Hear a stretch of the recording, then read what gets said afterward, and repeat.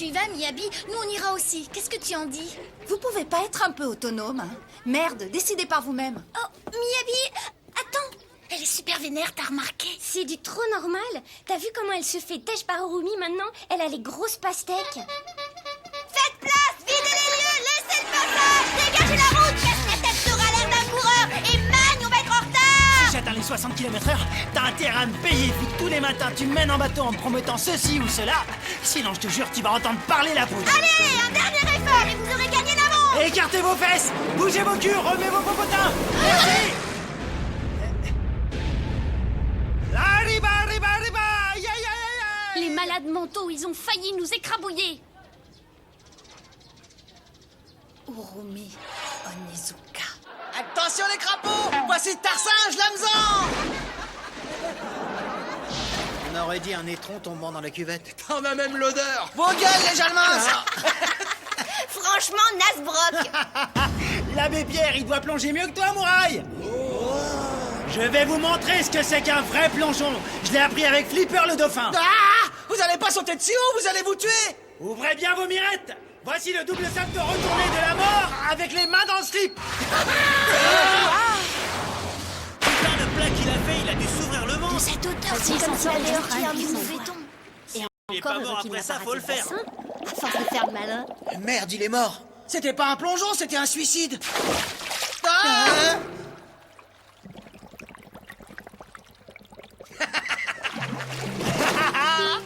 Ah, quel panard j'ai pris. Allez, je vais m'en faire un petit vite fait.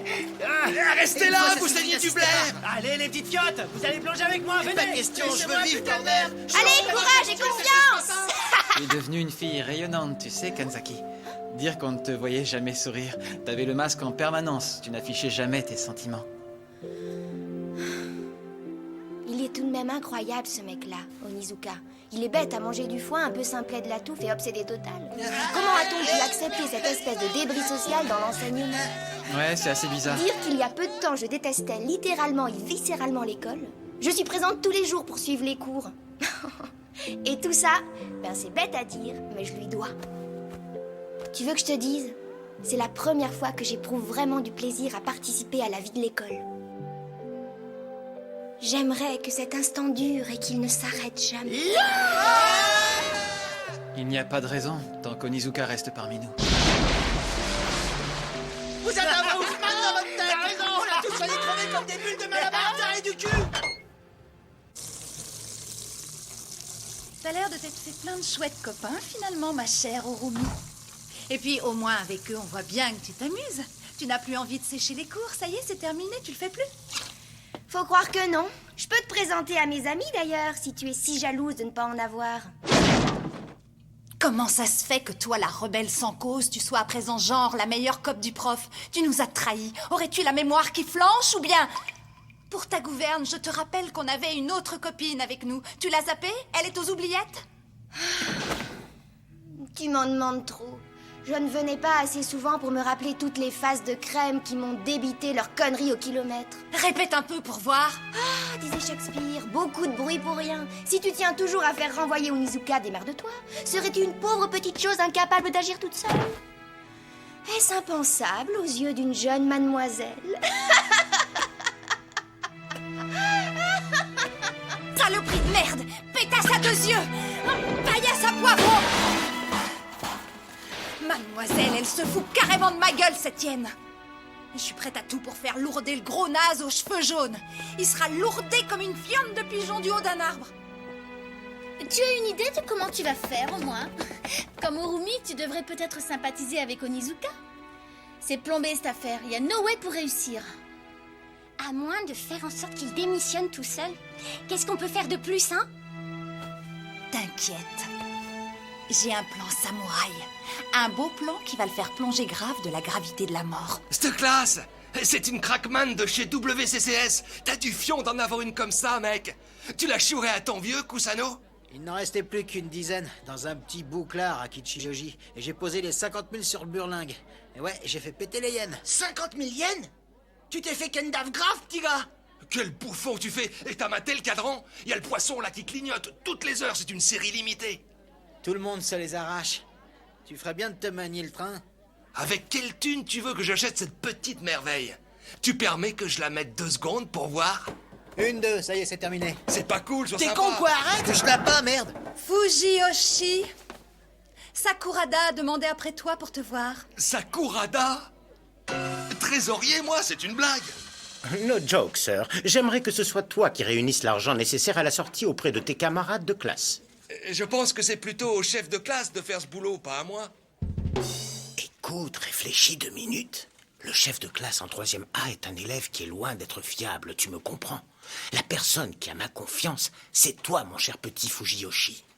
Ah oui, mais bon... À présent, je t'ai donné tous les éléments que tu devais savoir et je compte sur toi. Pourquoi, moi? À quoi ça rime, toutes ces cachotteries? Alors, 20 000 yens multiplié par 40 têtes de nœuds égale... Ça fait 1 120 000 yens, une somme. Waouh! Et si on prenait le Grisby et qu'on se cassait aux États-Unis? Rien que nous, en fait. Pauvre andouille! Et tu veux priver ainsi les autres élèves de leur sortie juste parce que monsieur veut voyager? En fait, l'idéal, ce serait de placer l'argent à un fort taux d'intérêt pour que ça fasse des petits. Ou alors, on élève des canards et on monte une usine de foie gras, puis on exporte.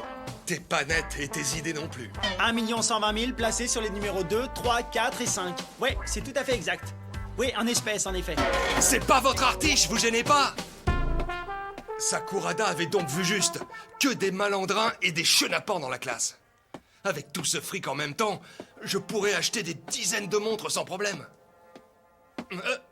Mais qu'est-ce que je raconte, malhonnête? Bonjour, mademoiselle.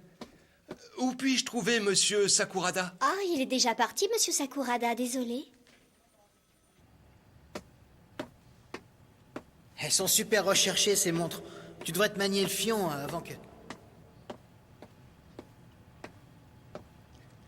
Ça ne me coûte rien d'aller y jeter un coup d'œil en vitesse?